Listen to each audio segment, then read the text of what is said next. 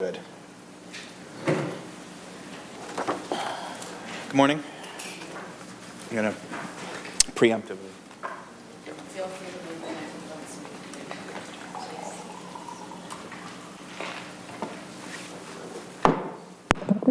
microphone. Can you guys hear me?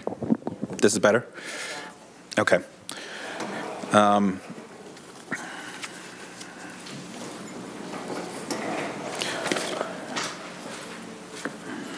So I'd like to talk to you guys this morning about the latest employee absenteeism report and some questions that you guys had at the last employee absenteeism back in December.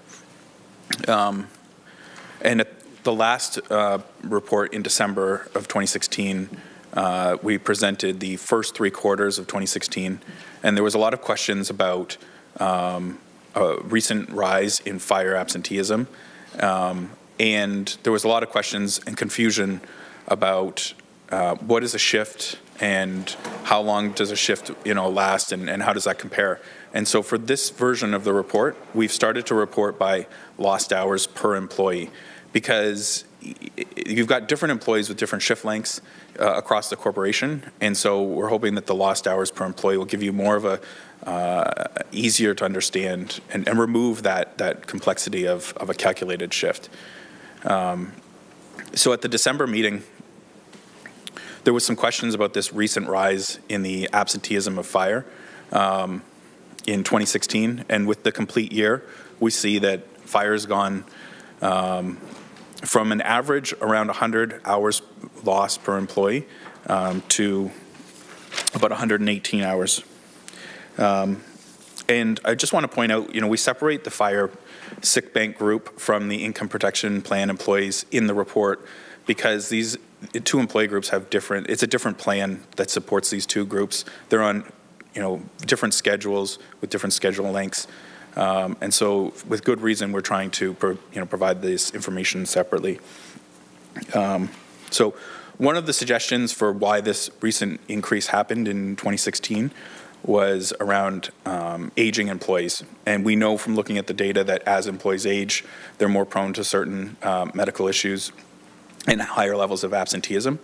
But, as Councillor Ferguson pointed out in the last presentation, was there a 14% increase in a 1-year period in the age of our employees? And that's the kind of question that comes with that. Have we aged 14%, and would that explain a 14% increase? And the second part of that is, when we look at the average age of fire employees, since 2011, it's started to decline, going down. So it leads us to think that, while we know that older employees have higher levels of absenteeism, this might not be the driver for this recent increase in 2016. We also see that the average years of service for fire employees is starting to trend down, and this is because fire employees are starting to go through their baby boomer wave they're into their wave of retirements. On this slide, you can see the retirements per month of fire employees from 2011 going up to the most recent data I could get on 2017. And you'll see here at the midway point of 2016, the average number of, the purple line represents a rolling 12-month average. So each month I'm dropping one off and picking one up. And so you'll see they average about 2 retirements per month, or 24 retirements per year over this level. And inside of that average, there's some months where there's 0 and somewhere there's 4 and 2. It's a mixed bag. But at the end of 2016, we see a peak in the number of retirees here. And the average, the 12-month rolling average, goes up to 3 at this time. And so this leads me to think, is there a correlation between this recent increase in the fire absenteeism and the recent level of retirements that we've had here? So to get into this, I want to spend a little bit of time just talking about how we build the absence report each year for you guys, because this is where it gets really tricky and difficult to try and explain this problem. And on this slide, I've taken the absenteeism for just 1 employee, and our absence data now goes back to 2001, so we can start to get a better understanding of what's going on inside this data. And when you think of that 100 hours per employee that we talked about on the first slide, you can see, there's the 100 hours per employee. And in this individual example, you see variation, right? Inside of the averages, you've got many different employees with different and unique experiences. And when we report this data on the calendar level, we're basically totaling up all of these employees and then dividing by the head count to get the average. And so you're seeing the mixture of all of these individual activities. But if we're going to understand the retirement activity, I just want to focus on the 2014 year here. So this employee goes on to retire in 2015. And so we've reorganized the data by a reverse years of service or a years from retirement. And so that 2014, the absenteeism that was taken in 2014 for this employee is really taken in their last year. It's a mix of the 2014 and the 2015 year. And in the second last year, it's really a mix of the 2014 and the 2013. So I hope I'm being clear. If there's any questions, I'd want to address this now because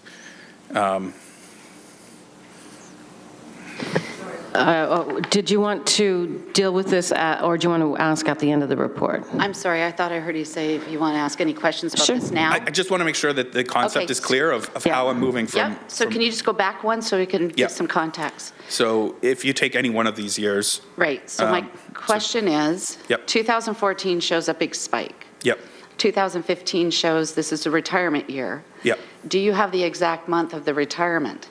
Because wouldn't that tell you? So if they retired, say, in March or in April, that line would definitely be a lot lower than if they were retiring in November. That line might have been higher. Exactly. So do you have the exact month? Is that correlated? So what this I'm talking about? When I calculate this, we calculate it for each employee individually based on their retirement date. So when we say it's 1 year from retirement, it's the year before this employee's retirement. And when we do it for the next employee, we have to calculate it individually for that employee based on their retirement date. So would you say then, and this is not to pick on firefighters, this is just looking at the graph. So if an employee is going to retire in November, then that year is going to show a significant increase. If we follow your train of thought, that year will show a significant increase because the retirement date's not till November. But if the retirement date was in February or March, it would show less for that year for sick days. That's what we're seeing on this calendar chart. Thank you. Because when we report by calendar, you're lumping all kinds of different employees with different individual, employee cycles, and so you don't see that kind of activity at a department or division level, or when we report, at the city level. So I hope that's clear. So for this next slide, what we did was look at all of the retirements from 2011 to 2017 in the fire division for the 10 years as they approach retirement. And so we selected this because if you're retiring in 2011, to understand the last year, you need to go back into 2010 potentially, and to understand the last 10 years, you're going to need to go all the way back to 2001. So 2011 is the first time we can start looking at a 10-year window, and then we took it right up to the retirements we know about to get the largest group of people to understand this trend. And so you can see the average is a very different picture than the individual employee example, and I wanted to put that out there so that you could remember. Not every fire employee takes the average sick time every year. When we present these averages in the report, this is the average behavior of an entire group of people. And inside of there, you're going to see different levels of activity in each of these years, but this is the average activity that we're seeing here. And so for fire, as they approach retirement, in years 10 and 9, you can see that these employees are, on average below the 100 lost hours per employee that I was talking about at the beginning. And then through years 10 to 3, we see higher levels of absenteeism. And in the last 2 years, we see some elevated activity that's here. So I want to stop for a second and talk about page 6 of the report that's accompanying with this. You'll see the chart for the fire sick bank portion, And I want to talk about the categories of the significant, modified, incidental that we break our absenteeism down. And so in fire, when we talk about significant absence, it's any absence that is greater than 24 hours in length. Modified is any work that is part of a return to work modified duties. And then incidental are the absences for fire that are 24 hours or less. And so the 118 hours that we're looking at for 2016 is really comprised of 64 hours per employee in significant absences and 54.8 hours in incidental absences.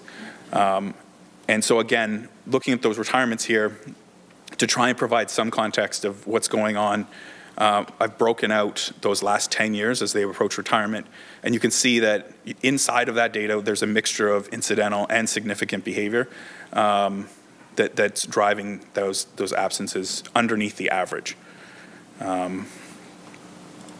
So I want to stop for a second talking about fire and talk about IPP, the Income Protection Plan. It's the plan that's used for the rest of the corporation that's eligible for absenteeism.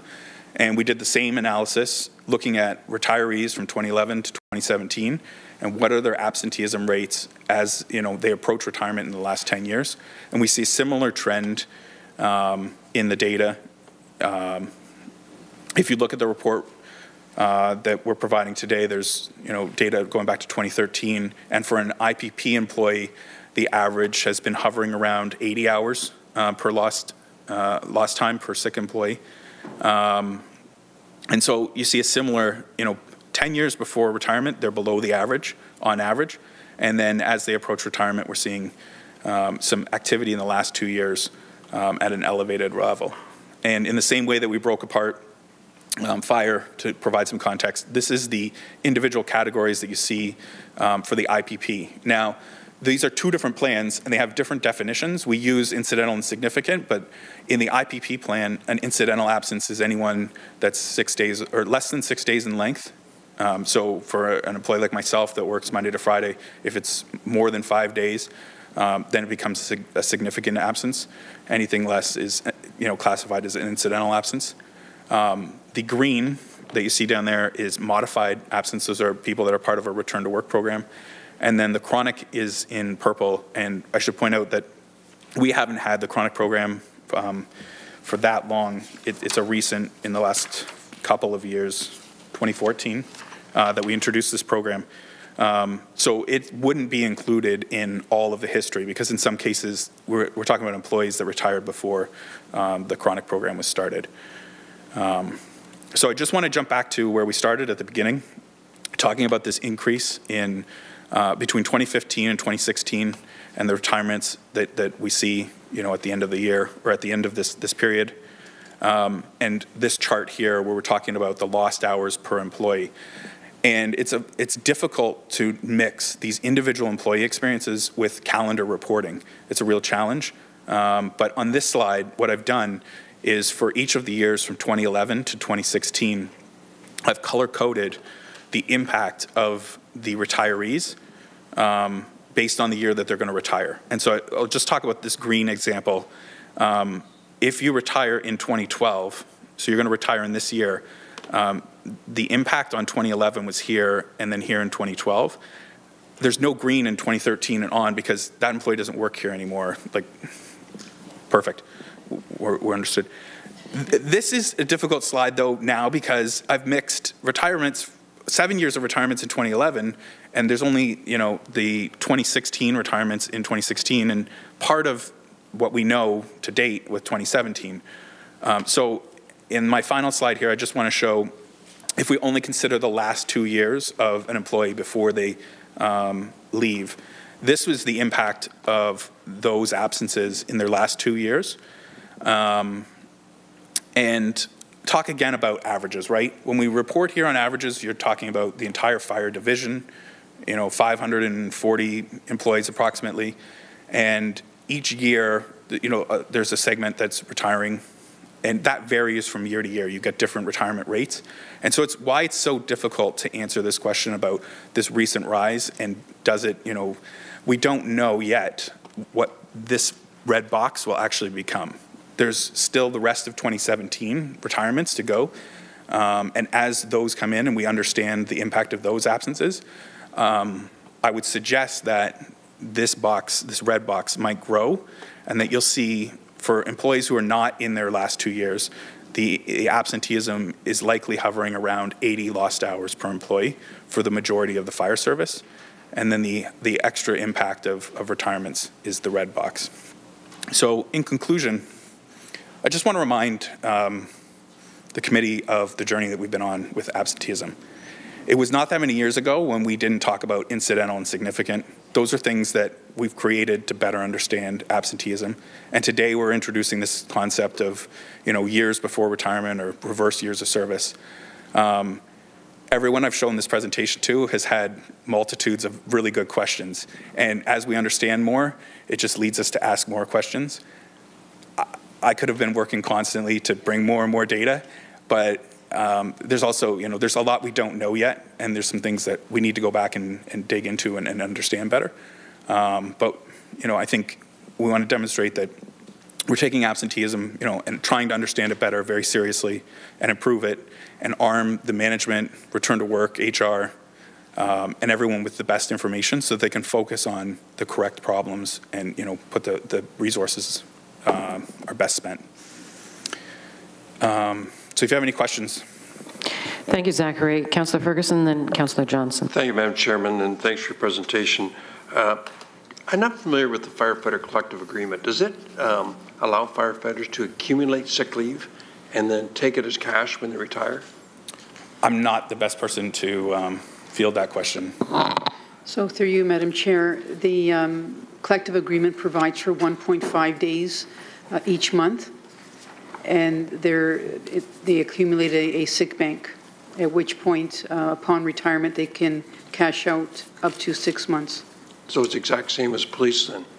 Police is, you can accumulate up to a maximum of 6 months. That's correct. So why are they using up these sick days near the end of their career if they can get it in cash later? So through you, Madam Chair, we're not entirely certain why they're using up the sick days. We have some considerations for discussion in camera that we'd like to share with the committee. But to respond to the question, why is the absenteeism increasing near the last 2 years prior to a retirement of a firefighter? We don't know exactly why, but we have some thoughts that we'd like to share with committee. Okay, so because if they're missing on average 120 hours, that's 5 24-hour shifts per year, and they work 7 days per month. So that's almost a month a year that they're taking off in sick days. And quite frankly, that's out of control. If that happened with any other employee group, we'd be all over it. And, we've had this discussion before, and the speculation was it's this 24-hour shift. I would suspect as they're approaching retirement, it's tough to work 24 hours. I know when I was 20 years old, I could go 3 straight shifts without, I'd get tired, but I could handle it. I have trouble going through a 14-hour meeting in here now. Because as you get older, you need your rest more than you did. And so are we paying a big price because of these darn 24-hour shifts? And of course, we all speculate, because you work 24-hour shift, then you're off a number of days after that. It's too tempting if you're up north to call in for 1 day, because then you get 4 extra days, or whatever the schedule rotation is. And we need to get our head around this, because if it isn't working, because they're aging and they can't do the 24-hour shifts anymore, which is why they're calling in sick, plus the others that it's tempting to call in for a sick day because you get an extra 2 or 3 days then, in addition to the sick day you took off, to be able to be on vacation or run your second business. That's competing with people who are paying taxes in this community and trying to make a living off the second business that they're in. We figured it out in waste with the lost time injuries. We figured it out with paramedics with the back strains. We can't seem to figure this one out. It comes back year after year after year, and quite frankly, it's unconscionable what the taxpayers are paying here for this fire. And it may be time to take a very aggressive stance. I know the 24-hour shift was put in for collective bargaining process when somebody in an arbitration had this awarded, then it starts to spread. But we're lobbying like crazy, and we're just about done with police suspension without pay and egregious issues. Maybe we've got to start this very aggressive campaign to kill these 24-hour shifts, because that's unaffordable. It's unacceptable, and it's not fair to the rest of the employees. I don't see this jump near retirement in any other division in the city. You don't see a big jump in sick days for people who are certainly working in police, because I'm familiar with that, but working in public works. I mean, they're doing heavy work also in public works. It doesn't jump off the chart like this does. And we got to start to do with this and do with this aggressively. And I don't know whether the chief has any comments on what I just said, because I recognize, Chief, my comments weren't pretty. I get that. But damn it, we have a duty to the taxpayers to fix this problem. So any thoughts on my comments? So through the chair to Councillor Ferguson, certainly your comments are well taken. At the end of the day, I think Zach made the comment. I think we need to be careful in terms of, at this point, where we go in terms of maybe some conclusions or prospective conclusions. We need to have some time now that we've seen this and Zach's presented it to delve into this and find out what the breakdown looks like in terms of what's creating or potentially creating the absenteeism. Because certainly I would hate to think that we are making some suggestions that, that maybe folks aren't sick when they're booking sick, because there certainly are many cases where people are. And I think we need the opportunity to take the time to take a look at this. That being said, Councillor, we certainly understand the impact that this potentially has. And we need to work together with our partners from HR as well as Return to Work Services. And I can tell you that I've had that conversation with the union executive already as well. They understand that we need to delve into this, and we need to find a solution, because it cannot continue. So we're prepared to do that and to take this on and do what we need to do once we have all the facts. Okay, but through you, Madam Chairman, Chief, we've been delving into this for years. And the message I'm hearing today is it's being caused because people are using up their sick days before they retire. I think it's the subtle message that we're trying to be told today. But if they get payout, and it's a lot easier. Once again, I know I'm pleased because we know exactly how many sick days have been banked, and we build a reserve so there's no big shocks when you have a big retirement year. The sick days is a liability, and we've heard some members of the public criticize, oh, we're hoarding money in that area. Well, we're not. We know exactly what the sick days are. We know what our liability is. We know what we're eventually going to have to pick up. And in police last year, we had about 35 retirements. And if you had to expense that in 1 year, it would be uncontrollable. But this thing you can't control. Through you to the chief, when you have absenteeism, how do you backstop that? Because you have to have 4 guys on a truck. So through the chair to the councillor, it really depends. Not all absenteeism creates a situation we're at minimum strength. There's a number of variables in terms of how many people we have off on vacation as well, whether or not we're at the max for that. If we are at a minimum strength and people are absent, then we backfill with overtime. There's no question about it. I would though, if you wouldn't mind through the chair, I think we need to be careful. I'm not sure I heard Zach say that this is a direct relation to people that are booking off in terms from a sick bank.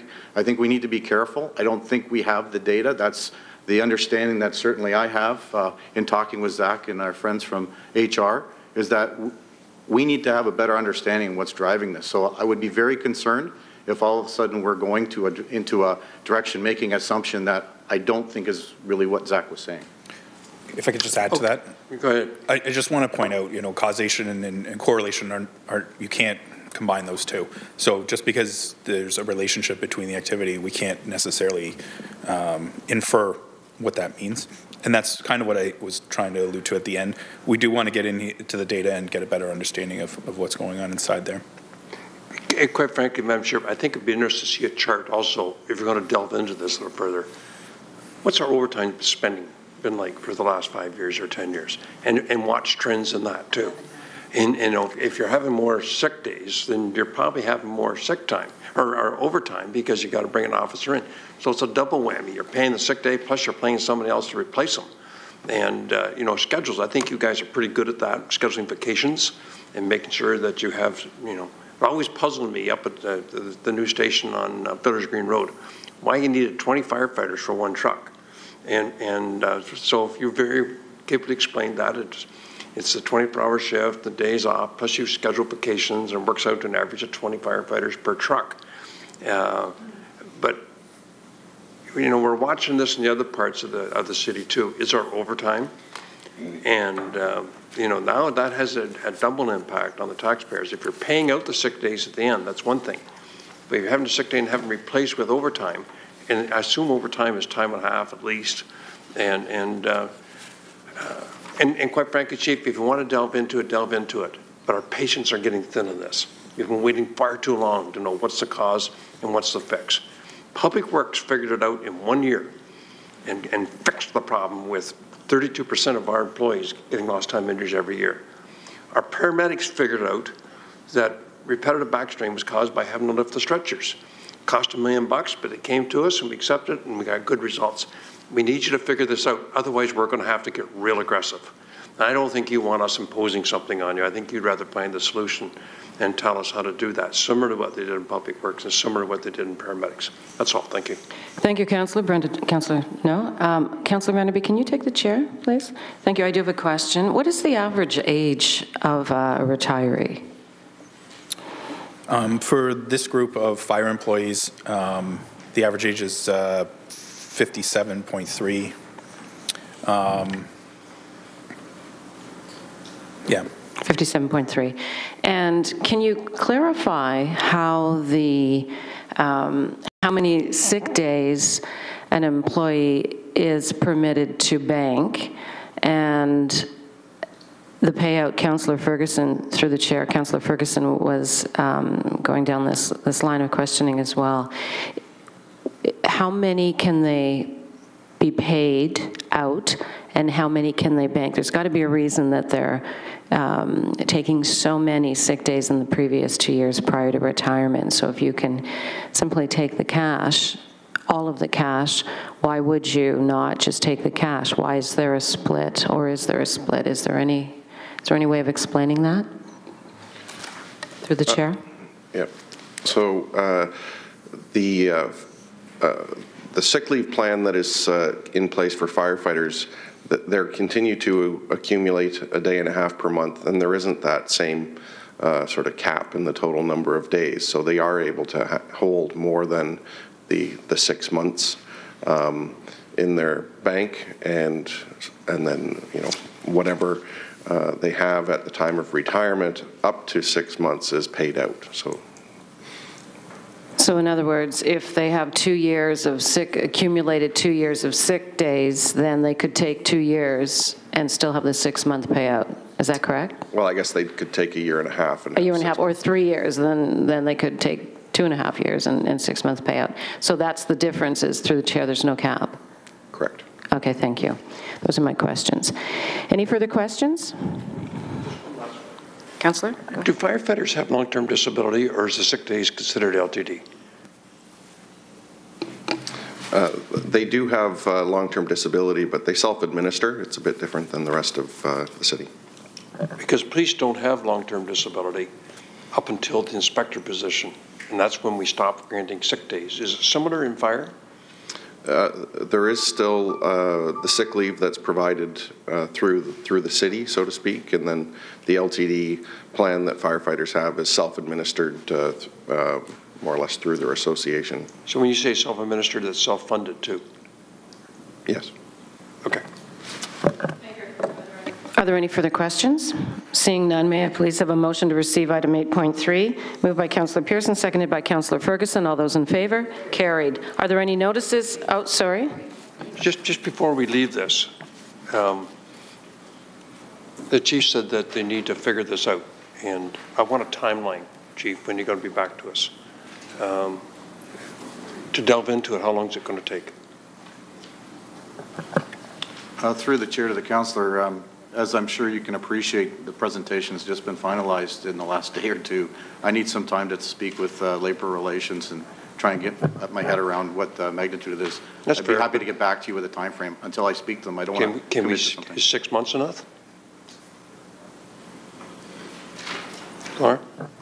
Through you, Madam Chair, we have, as I mentioned, an in-camera presentation. I think we can talk a little bit more detail about that strategy. Okay, thank you. Thank you, and I do believe we need to receive the report first, moved by Councillor Johnson, seconded by Councillor Ferguson. All those in favor, carried. And to, I guess that's it, Madam Chair. Okay, and are there any notices of, thank you, Zachary. Are there any notices of motion?